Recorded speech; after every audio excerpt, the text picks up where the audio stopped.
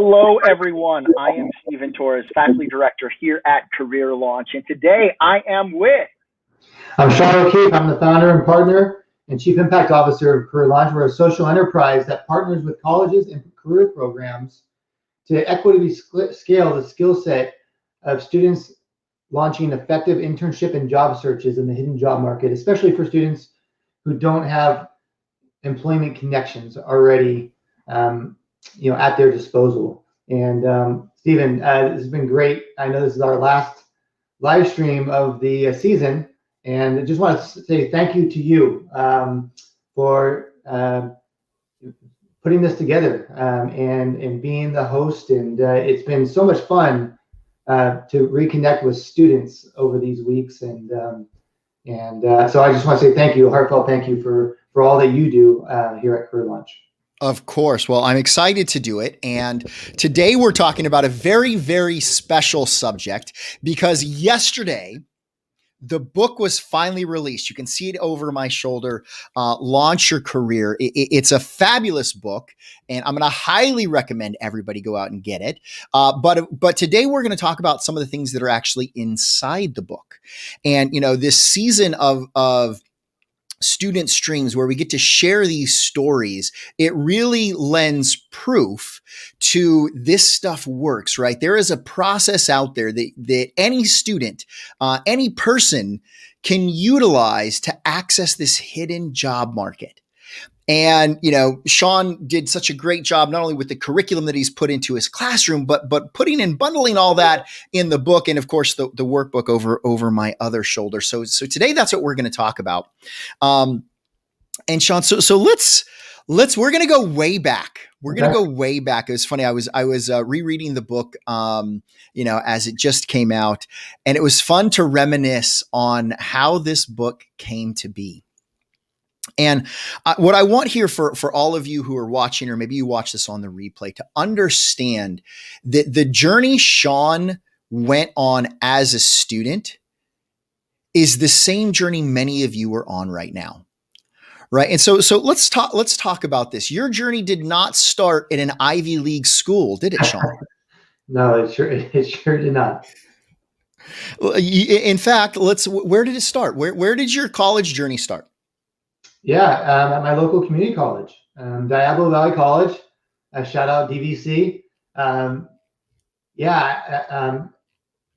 went to, in high school, I had good enough grades I didn't have great grades, but I had good enough grades to go to a 4-year school. But I decided to start a community college, and it was a good decision. It was a really good decision.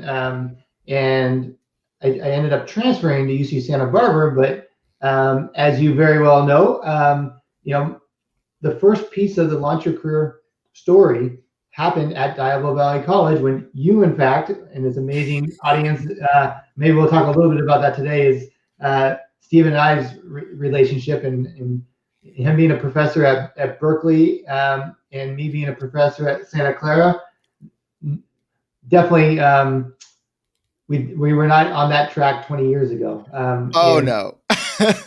Stephen was a leader of an organization called Cutco, Vector Marketing, and I was a community college student. And I came out to my car one day, and there was a flyer on my car, and it said $14.10 an hour. And this is at a time when minimum wage was like $5.25. So my friends are working at the movie theater or what have you, making $5.25, and I was taking like 20 units at junior college, and kind of focused on getting to a 4-year school. But when you see $14.10 an hour, flexible schedule, I was like, okay, I'm gonna call. So I call, and next thing you know, I'm going through 3 days of training for this job that has to do with selling kitchen knives, and that was a game changer for me. Stephen, you became an early role model in my life. And your weekly Wednesday meetings, not just taught skills about learning how to, sell kitchen knives, but you taught us about personal development and personal growth and, money management, things that matter. And I learned that at a young age, and it really got me excited about, personal development. And so if I would have gone straight to a 4-year school, maybe I didn't end up working for vector marketing, and maybe Yeah. all the benefits that came to that maybe wouldn't have happened. Yeah, it's funny. I remember I was just telling you just recently that I remember putting that flyer on your car. So I literally was the one who put the flyer on that car. So you end up going to DVC. You transferred to UC Santa Barbara, the Gauchos, right? An amazing place. I remember hanging out down there at Freebirds. Wasn't that the Mexican food restaurant? And you met another professor there who really inspired you to go out and go beyond. And I want to talk a little bit about this story because I think for students, sometimes they get in this, and you've probably seen this too as a professor, Sean.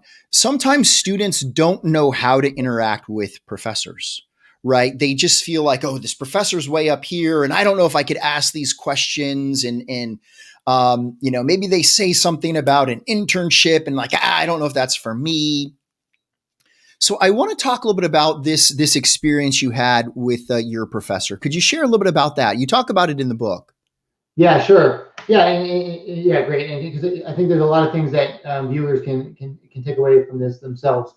I did not have the best grades, and I do not come from a family that had relationships in the jobs that I wanted. For me, when I was an undergrad student, I was a communication major and I was a sports management minor. So one day I'm sitting in a sports management class, and I have no idea what I want to do with the rest of my life. I have no clarity. But I played high school sports, wasn't good enough to play in college.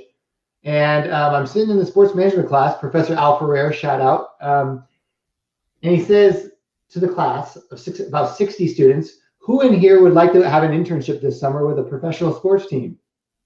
Well, you can imagine everybody put up their hand. It was a class full of sports management students, right? And he had 3 classes of 60, and he had 5 internships to give out because of his personal relationships with sports, people at sports teams on the West Coast mostly. Mm-hmm. And so as everyone's hand went up, his next question was, it wasn't a question, it was a statement. The only fair way I know how to give out the internships is to the best students. And so my excitement went from, raising my hand, oh my gosh, I have this possibility to get this internship, to like, oh. Yeah. And I was like, okay, well, I'm not going to be qualified for that because I was definitely not anywhere towards the top of the class. I wasn't a horrible student. I just wasn't a great student. But he went on to say, if you're not a great student, but you have you feel like you have a great work ethic, come to my office hours and I'll help you. I'll help you zig when others zag. I'll help you increase your odds of getting an internship in the industry that you want, even if you have no connections and you don't have the best grades. So I thought. So I want to. Yeah, go ahead. I want to stop you right there because I think this is a really important point that maybe gets overshadowed by other things. And you said it. You write it in the book. You have to zig when others zag. That's what the professor told you. Teach you how to zig when others zag. I want to talk a little bit about what that actually means, because many people don't get it. Many people don't understand exactly what do you mean by you have to zig when others zag. Yeah, and this shows up in many different areas of life. So let's just start with the book though, and trying to obtain internships or jobs. So, we have ways of being as a society, in all different facets of life. When it comes to searching for internships and jobs, the way of being for most people in society, most students throughout the country, most students throughout the world, is that they attend their university or college's career fairs and info sessions, etc. And then they apply to job postings that are online, either through their school's career center or popular websites like LinkedIn or Indeed.com and CareerBuilder.com, etc. And there are so many students, and there's data on this, there's research on this. 90% of students, that's not where they spend all their time searching for internships or jobs. And this professor said to me, well, if everybody's doing that, why don't you do something different? to stand out from the crowd. And I was like, that makes a lot of sense. Yes. And that's actually where I go. I'm thankful for my time at Cutco, and because I got used to being uncomfortable and stepping out of my comfort zone.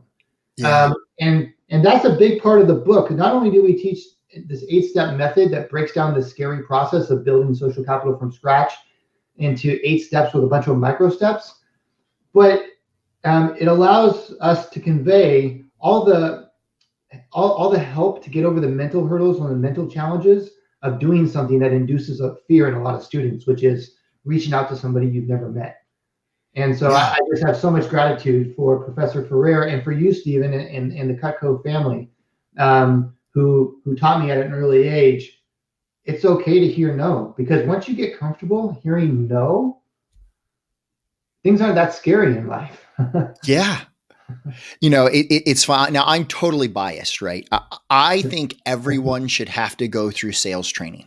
I think everybody should have to learn how to sell something. It doesn't matter what it is, whether it's, digitally, whether it's, in person. I don't care what it is, because the concepts of sales, of understanding it's a numbers game. If everybody's doing this, maybe you should do something different, right? How to handle rejection and, failure. Woo. These concepts that if students understood them and then applied them to anything else that they do, whether it's their job search, whether it's advancing in their career, all these types of things, they're going to be better off. And I think that's one of the things that I love about this book is you've been able to take some of these amazing concepts that people learn in sales and really deduce them down to their essence, and let students apply them and get over the cognitive biases that they have that cause them not to take action. Anyway, so sorry, didn't mean to go on a rant here, but I want to. So you're talking about this zigging when other people are zagging and in standing out, and so you hear this. You've built up the capacity now that you've had some experience, some life experience of handling rejection, and sometimes things don't work out, so you have to try a different way, right? All these type of things, and then you started applying it to your own search. Right. And so I want to go back into the day and talk about that. You had no experience in professional sports, but you wanted to work in professional sports. So what'd you do? Yeah. So step one of the career launch method. So, back then there was not a so-called method, right? It was just throwing spaghetti against the wall. I mean, intentional. We had intentional tactics, but we didn't have a true formula at the time. But the very first thing was just identifying the top 5, top 10 organizations that I wanted to work for. And for me, it was professional sports. Now, the great thing about so it's so fun to celebrate this book because there's so many student stories who've applied the same concepts, but in different industries, whether it's nonprofit, legal, investment banking, the arts, the sciences, sometimes even grad school is on the table, sometimes not, but it's amazing to know that the concepts, no matter what a student is studying, the age of the student, the geographic location of the student or the college. It's been so fun over the last 11 years now to see other students put this to work. But yeah, step one was making a list of being intentional and writing down pen and paper or into your computer the organizations you want to work for. And then step two is identifying people at those organizations that could be strategically helpful to you. Yeah.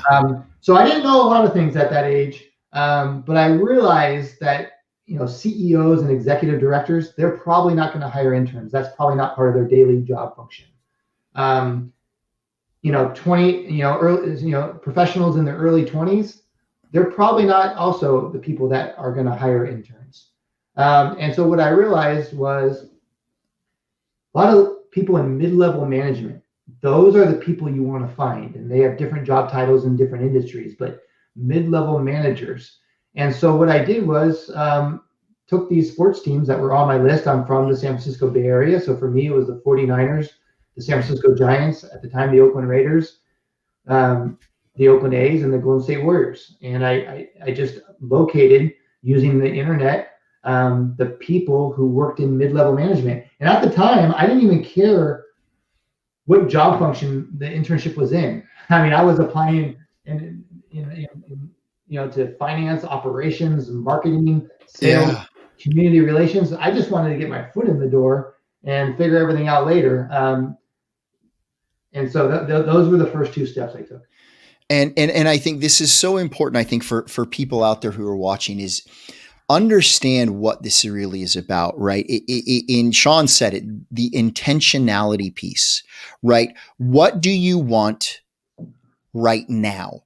And this is important because I think you do a great job in this in the book, right? Just because you think you want this right now doesn't necessarily mean that has to be your long-term career for 30, 40 years. And a lot of students get stuck on this. They're like, well, I think I want to be this, in 40 years. And so understanding the intentionality of now, and then setting a goal. How do you set a goal? Well, you got to write it down. You have to write down specifically what you want, right? Smart goal setting, for those of you out there who remember smart goal setting. And so that discernment piece of really walking through, this is, of course, step one, and it's all in the book. And for those of you also who have the workbook, many of those who've gone through your class or go through some of our other programs, you can also get both, by the way, the book and the workbook. It's scrolling across the bottom at launchyourcareerbook.com or Amazon. But so we have this kind of discernment. And as you start getting into this, one of the other things I love about the book is you give some other really crucial information, right? The 6 reasons professionals will actually meet with students, right? Because many students out there question, and we actually had some folks on our student stream that were like that. Well, will students actually want to hear from me? And you answer that, right? You talk about in the book that there's actually 6 reasons why professionals will meet with students. Is there any one of those? Obviously, I don't want to go into all 6 of them because we only have a few more minutes left here. But is there one that you think is super important that students really need to be cognizant of? I'll give you 2. I mean, number 1 is empathy. Everyone's probably heard the saying, everyone puts their shoes on, 1 foot at a time. Most professionals went to college, not everyone, but most, right? And most college students who are looking for jobs in the fields that they want to get into, the people that they're trying to network with, probably went to college. And so as a college student, reaching out, and we use the term playing the student card. When you say, hey, I'm a student, and I looked you up online, and you produce a little flattery in your email, you're conscious about what you put in the subject line, and you reach out, it makes it very easy for the professional to say, you know what? Yeah, I'll be happy to carve out 20 minutes of my day to meet with this student and answer any questions that she or he might have. Yeah. Because number 1, they remember what it was like to be a student and have their life in front of them and thinking like, I wonder how it's going to go, right? And so they have empathy about that time in their life. And then also pay it forward. Everyone who's had success didn't have success in a vacuum. To have success, you have to be known by others, you have to be helped by others, supported by others. And so a lot of professionals think to themselves when they get cold outreach by a student, say, you know what? Yeah, I'd like to help this student out. And so all the students out there, I know it's really easy to think, oh, I hear all these success stories, I know it happens for other people, but I don't think someone would take a meeting with me. Just know that thought is normal. I think 90% of students think that originally. But the great news is not only do we have all the data to prove that this, people say yes, we've done the quantitative research. And we've talked to professionals who met with, students and said, why did you take the meeting? And this is what they tell us. I love the story in the book of Tom Chi, right? Someone who, was very successful in industry. And it was, if I remember correctly, it was a first gen student who reached out to this, this person who was responsible for some amazing things in the technology industry. And, the story, for those of you, when you read the book, you're going to read this, you're like, wow, that's what it takes. How this student, she not only could have done the thing video, but she actually took the time to go up and meet face to face. Right. And all of these things. So again, this is all in the books. And I think that the six reasons why professionals will meet with students is something for all of you out there really to understand. And another thing that I really love, I'm totally going to mispronounce it, but the Ikigai. Did I say it right? Ikigai. Did I say it right? Yeah. Say it. Ikigai. Ikigai. Okay, doggone it. I was trying to get it like perfect. But this is another concept, right? It's a Japanese concept that it's a Japanese word. And when you walk students through this, right, where they actually get a chance to see how all of these things intersect. And again, it's in the book. So you'll definitely want to check this out. When you were looking at this and doing your research, I'm curious, why did you put that in there? Because so many students don't have clarity, of what they want to do after graduation, or, after completion, when they finish school. Some people do, but a lot of students don't. And it's a big world. There's a lot of options. There's a lot of paths you can take. And for me, I didn't figure out, my vocation until the age of 30.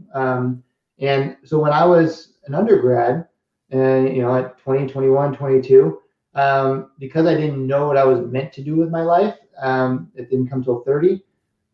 I just thought, well, I want to have a job that I'm going to enjoy. And so for me, it was like, oh, well, I like sports. I like business. Let's get a job in sports business. And I pursued that. And other students, need to think about, what they want. And because they're, if you get the book and the workbook, in the workbook, there's also a section on 10 factors that matter in a job. And that's some stuff I did actually, Stephen, from Al Ferrer's class 2. Think about, like, if you have your whole life in front of you, where do you want to live? Like, not only, so Ikigai is great to kind of discern job types, job functions, industries, etc. But then you put that together with the top 10 factors, and students sometimes go from having no clarity to having some clarity, and some clarity is good enough, because to your point, what you said earlier, the key is just figuring out the right now. You don't have to have 100% clarity to start building social capital from scratch, to build relationships, because you have to have some things that you might want to do. Because if there's just some things that you might want to do, then you just go talk to those people that have those jobs that might be interested. And then as you have conversations with these people, you'll think, oh, yes, I should pursue that more. Or, oh, nah, I'm going to cross that off the list. That's not going to be a good fit. Yeah. And you talk about that, right? In the myths that students have, that they have to have this all figured out. They don't. No. Yeah. They don't. Right? Know what you want to do now. I love that you brought up the 10 factors, because I was going to bring that up. And again, when you get the book and you read it, I encourage you, there's action steps that you can actually take to walk through this process for yourself. But when you think about these factors, for you, was there one that resonated more with you? And because you point out, and I think this is key, is that these change, right? How you rank these factors are going to change over time. Just like, for many of you, you may come into college wanting to study, Icelandic, Slavic languages of the 21st century and realize, you know what? I don't know if I want to do that anymore. And now I want to do computer science, right? Or you come in computer science and realize that that's not your thing. There's something else. So I'm curious, as you think of those factors, was there one for you that really resonates now more than others?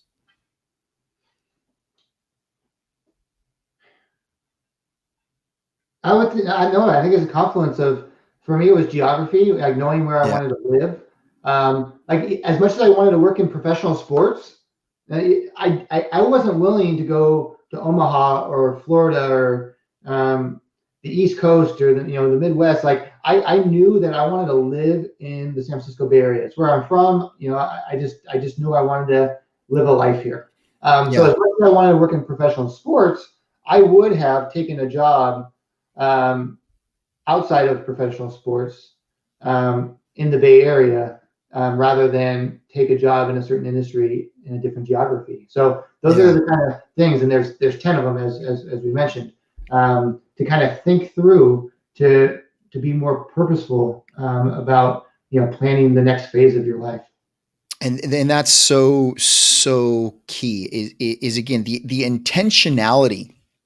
I think a lot of people miss that, right? They just kind of let it happen. And you probably remember one of our old mentors, Jim Rohn, who talks about, if someone, he does this thing with not much, right? What do you think you think about this? Not much. Well, what if this happens? Not much. What do you think that person has planned for you? Not much, right? And so that intentionality piece, I think another aspect, that students, when you read this book, you're really going to have to understand. And this is actually in step 2 of the process, right? Some of the strategic research is understanding how to identify internal advocates, right? Because this is Career Launch has actually talked about the numbers, and I think you're 12 times, if I'm not mistaken, 12 times more likely to land a job if you have an internal advocate. So 12 times more likely to get that internship or job that you want with an internal advocate. And you actually break down, how do you do that? Why is that so important for students to get? Yeah, well, all these online, so the Career Launch method should be used by identifying your top 10 organizations, and whether or not those organizations has positions posted online, you pursue building relationships with those positions. We also believe you should find jobs that you are very interested online, whether it's through your career center's job portal, LinkedIn, careerbuilder.com, etc. It's great if you can get a job you want through one of those mechanisms and platforms. Terrific. At the same time that you submit the online application, though, you should also be using the Career Launch method to go through the process and develop the internal advocates, because that research that you cited, it's about students, or it's about people who apply to jobs online. And so if you just apply online is one thing, but if you apply online and you can create an internal advocate at the organization to put in a good word for you, you're 12 times more likely to get the position that you applied for online. Man, and that's so if you don't come from a family that has a connection already, the good news is you can create it from scratch. Yeah. And I think this is the biggest key that I just loved about the book, and why, obviously I've wanted to help out, is because not only do you give students the strategy, and just the overall way to think about it, but the book actually goes into very vivid and clear details of how to do it. Like, you give the scripts, give the exact words that line it up and tee it up, interview questions, right? The exact great questions that you should be asking, right? Not the stuff that you just get off of Google, but I mean the really well-tested, well-worn questions that help people do this. So we just run out of time, by the way. I just realized that. So any last thoughts besides go get the book, Sean, that you want to share with the audience? Well, I just like to give it one of the tips in the book as far as when you do outreach by email. So this is, I just want to give the listeners and the viewers something concrete that they can take away. The subject line should purposely be vague. You shouldn't put career conversation with student ? Or coffee chat ? Or informational interview ? Or we have 11 years of data to prove this. We've tested a lot of different subject lines. The best subject line is simply the name of your college or university. So at my home university, students write Santa Clara University, not Santa Clara University student coffee chat question mark, just the word Santa Clara University. Stephen at Cal Berkeley, a student would write UC Berkeley in the subject line, nothing else. And the reason for that is you want to purposely be vague so that, because the first goal is for the professional to open the email without deleting it, making sure it gets opened. You don't want a busy professional who has 30 emails in their inbox just accidentally, delete it because they're just busy. You want to purposely be vague so they have to click on it, because for all the professional knows, they might see the name of your school and think, oh, maybe someone's inviting me to be a guest speaker. They don't know. So you purposely want to be vague and just put the name of your college in an email if you're doing outreach to professionals. Man, that's good. Folks, if you want more stuff like this, go to Amazon.com, get the book. You can go to launchyourcareerbook.com, order the bundle. There's a book and a workbook available. We have now wrapped up our first season of our live streams here at Career Launch. We're going to be taking a summer break. So those of you who are familiar with the school year, you'll be very familiar with our summer break, but we'll be coming back in the fall, and we have some super exciting things planned for our student streams. Sean, I want to thank you for being here and giving us access to some of these amazing stories. I encourage everyone out there to go check out some of these resources, and we'll see you all soon, everyone. Thank you so much. Thank you, Stephen. Appreciate it. Bye-bye. Thank you.